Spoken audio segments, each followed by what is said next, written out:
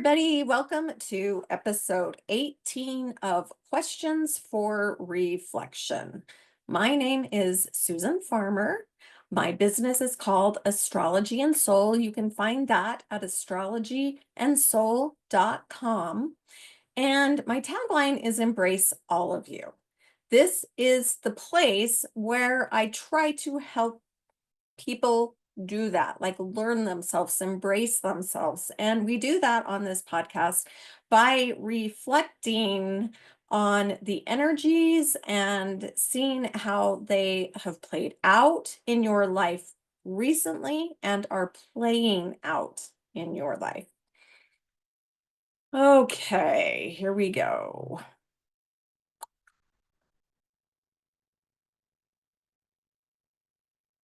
Okay, sorry. I realized I had a bunch of stuff behind me because I move the camera a lot when I'm recording other things for clients and stuff. So anyway, la la, move this.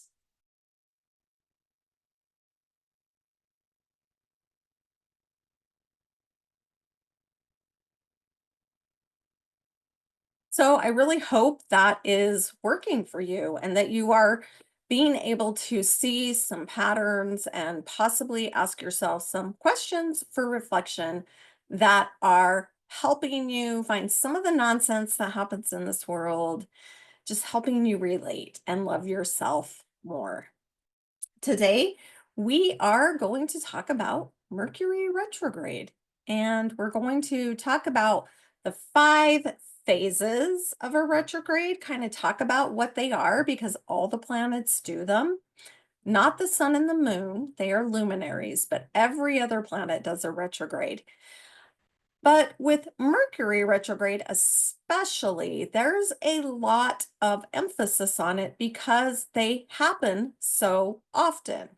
Mercury is changing directions often. Now, many of the other planets spend just as much, if not more, time in retrograde. They're just not changing directions, so it's not as scattered around. So why? Why does that happen with Mercury, and how is that helping us? This is what we're going to dive into on this episode. So, as you know, I've been saying the past few videos, I have a goal to have 100 followers by the end of the year. I'm going to laugh every time I say it because it's just kind of pathetic, but 100 followers would be awesome. And it's free. It's free to click follow. So it helps. It helps me grow. It helps me feel like I can give more and more and more to people and try to do it for an affordable price for people. So here is a big announcement. I'm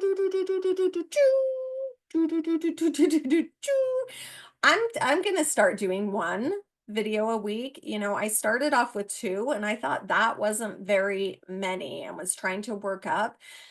As I've been doing this, I found I don't have time. You know, I do work another job. So the time I spend on astrology and the energies and bringing it to people, I want to be able to be creative and add to the class I'm creating and the little workshops I'm creating. And I'm struggling finding that time. So we're going to take this to 1 episode a week, and it will come out on Fridays at 4 p.m.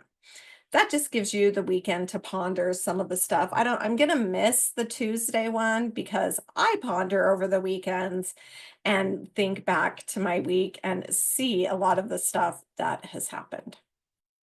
Anyway, we'll see how that goes. Always change, right? Always tell my kids you can quit anything, and then that's how you find your groove and know what you really love to do. So start as many things you can and quit as many things as you can until nobody can pay you to quit them.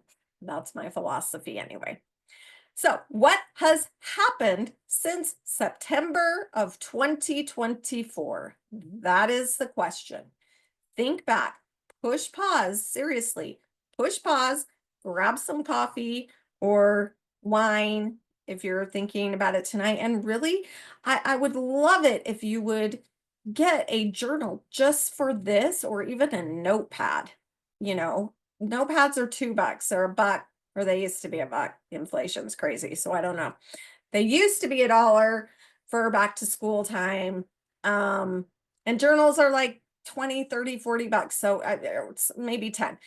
Grab a notebook. I don't care. Just and really start tracking these things. If you want to understand astrology and the energy, you have to track it. That's the way you learn the best. And that's the way you can really decipher stuff going on in your life. So I would love that. Love, love, love. So push pause and really think, what are some of the things that have happened? I'm also going to go end of August, like go to middle of August, last half of August through now. And if you happen to know what topics of your life or the houses, that's astro terminology, the houses that Leo, Virgo, Libra, and Scorpio correlate to in your life, those house topics, what are they? This will come from your own birth chart, and that's based on your date, time, and place of birth. So, kind of two steps. First step, just really think about, what's happened since middle of August, things you've decided, aha moments, decisions. I think I just said that. All those types of things, what you understand, um, what you've interpreted or misinterpreted, logic versus, all of that kind of stuff. And then look at your birth chart and see what Leo, Virgo, Libra, and Scorpio correlate to. What house topics, and then see what matches. Because what a Mercury retrograde does is it catches us up on what's happened since the last retrograde. So, yes, you just got to kind of think every 2 months, right? What? Something weird happened. My gosh, something weird happened on my screen. I hope it didn't happen for you guys. So you kind of just have to think every 2 months, there's a retrogrades on, and then for 2 months, a retrograde off with Mercury. That's the only one I'm talking about right now. So, you know, think about life. If you think about life, it makes perfect sense because I feel like sometimes life's moving really fast. And if you start to correlate that with Mercury's cycle, you'll see that it really does. So if you stop and think, whoa, okay, life was moving super, super, super, super fast. I need to take a break and kind of look back and catch up on what was going on. Or, was that really the best decision? Or what do I think about that today? And what new information do I have? Mercury stays super close to the sun in orbit, but at times it moves faster than the sun. So, what the retrograde cycle is doing is it's slowing it down to get like behind the sun again. So then it has to catch up, right? And then it moves ahead of the sun. So it's ahead. So the sun and Mercury, like they take turns kind of being ahead, or whatever you want to call it. So that retrograde cycle is a time where Mercury, it just really slows down to help you get kind of your mind behind yourself again.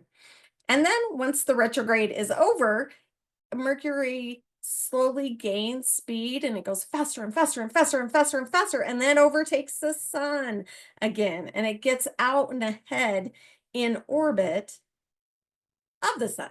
So what does the sun represent? I mean, I think it's really, if you think about it like that, like just think someone's like in a race. It's funny, I saw horse races on Sunday, so I'm thinking about that. But in a race where someone goes ahead and then someone slowly, I'm like, catches up and they go ahead and then someone else goes ahead.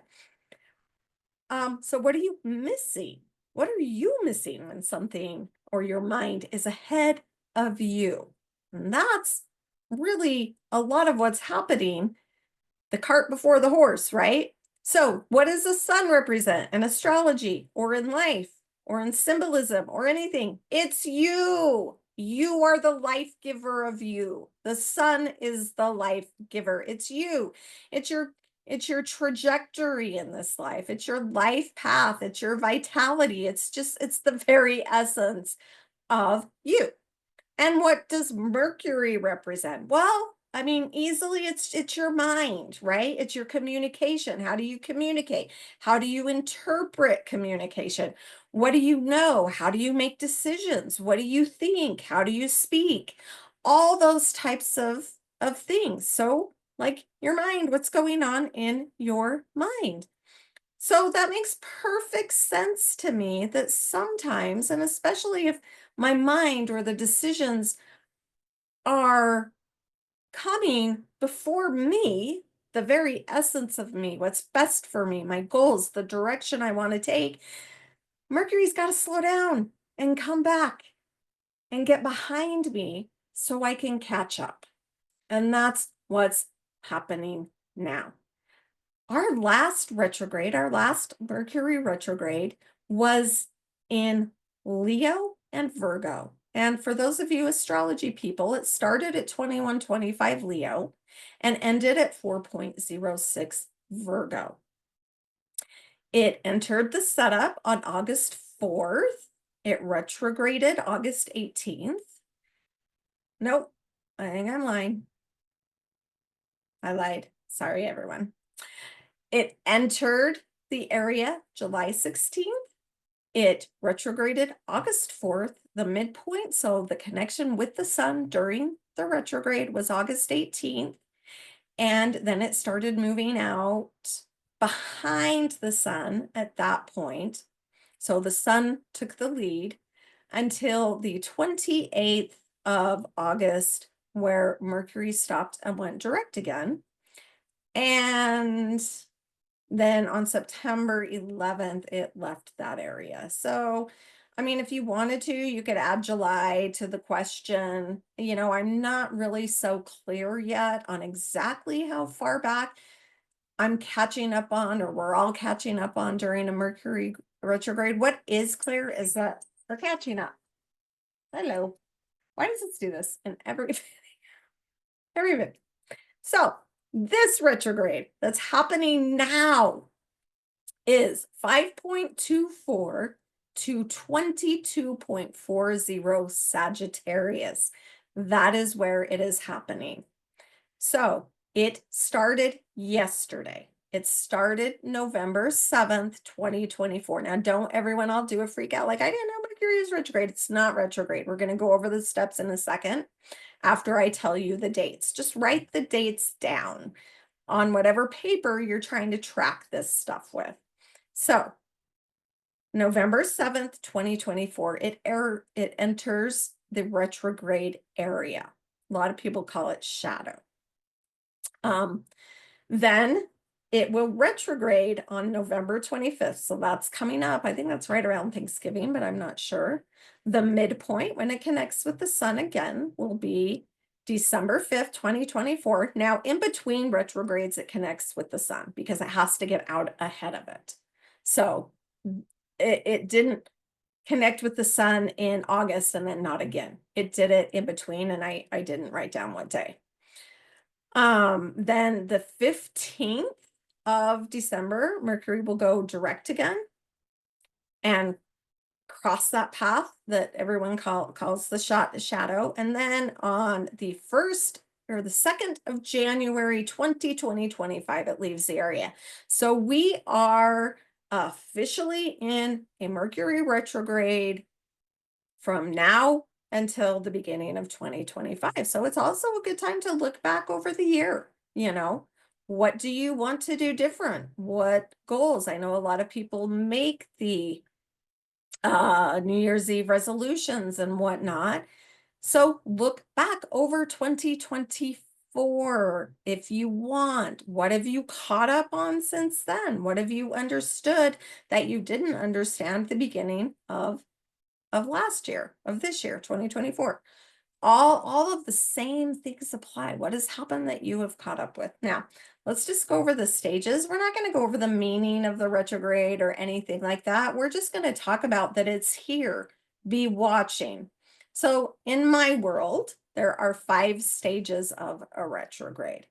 The first stage is where it enters the area. And like I said, some astrologers call that the shadow because he's going to go back and forth. So when you're standing out in the sun and you look down, there's a shadow in front of you. That's the area, right? It's kind of like he's dropping breadcrumbs. I call that the setup area. I don't know why, but people think I'm being like, oh, you're being set up. It's like, no, you're getting ready. You're getting clues. It's showing you what's coming up for you.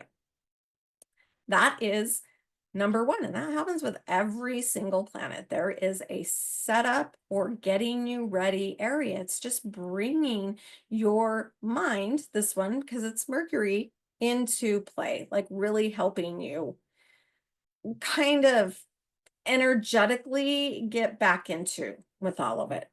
Then the second one is the retrograde, where it literally stops as it's going. Well, it doesn't literally stop. I'm sorry. All of you astrology people that know it doesn't literally stop, do not freak out on me. I really don't want to hear it. For this conversation, and that we're talking about retrogrades, we're going to say it stops and moves backwards. So this is really when you're taking a look back. And what clues were you given during the setup time? What is your mind catching up on? This is the time when you aren't this is the time. I'm like, what does that say? Some notes in front of me. When if you're not paying attention, this is like when people talk about the trickster coming out. There is an energy to that you can feel, and it will slow you down. So either tricks are played on you, or it slows you down, or you send a missed text. So you don't want to send any more missed texts, so you slow down, like just stuff like that. And a lot of times it will literally have to do with where Mercury, whatever house he's traveling through. So this time it would be Sag. Where does Sag rule for you?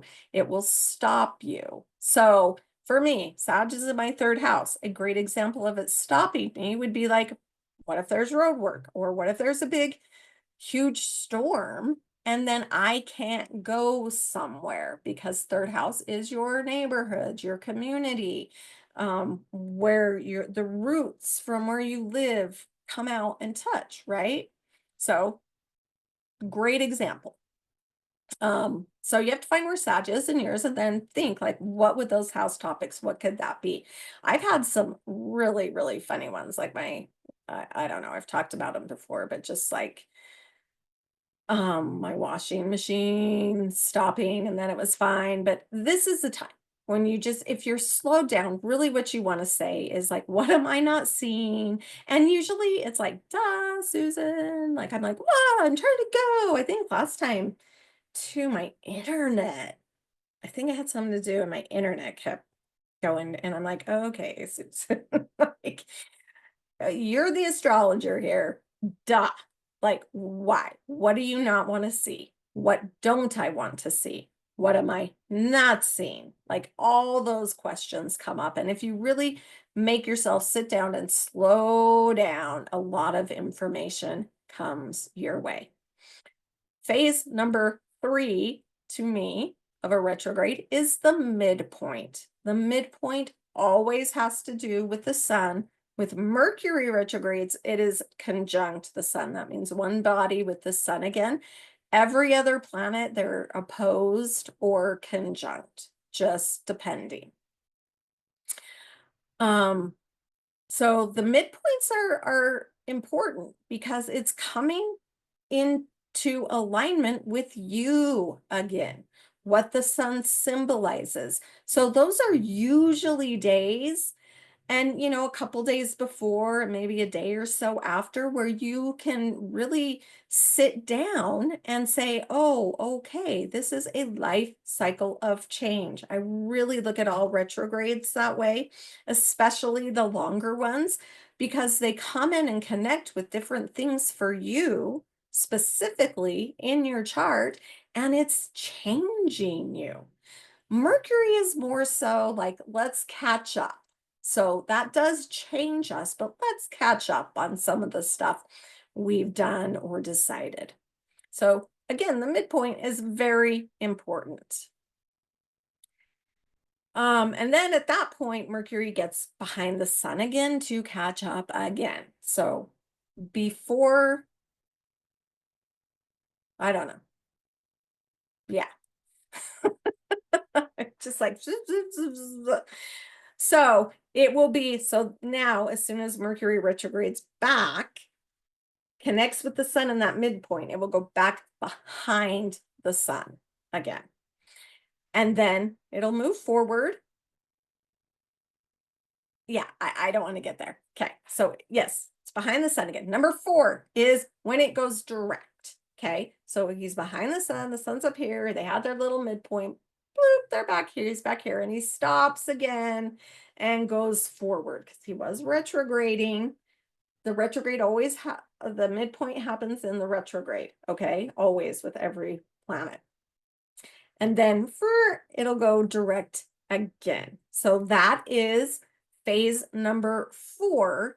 And again, a lot of people, astrologers, call that shadow. I call that integration, because you're looking like, what did I see? What did I find? What did I catch up on? What decisions did I make? A lot of times in the retrograde part, people will take action. I have seen that. I learned that sometime last year. They'll take some sort of action. And then, so again, now you're integrating. Well, what did that action create? What is happening now? And you really, whatever you learned, whatever you saw, you want to integrate that into your life. So, what information was given to me? And then number 5, that last one, is when it leaves the area and the retrograde cycle is officially done. So those are the phases. Those are for every retrograde. We began the setup time of Mercury retrograde yesterday, November 11th. November is the 11th month, November 7th, 2024. So again, the question is, what has happened since August or September of 2024? Take some time, think it over, mull it over, drink some wine, drink some whiskey, drink some coffee, and write it out. Write it in your journal, write it on a piece of paper, and really track this one. See if it has to do anything with you. All right. Love you guys. Talk to you later. Bye.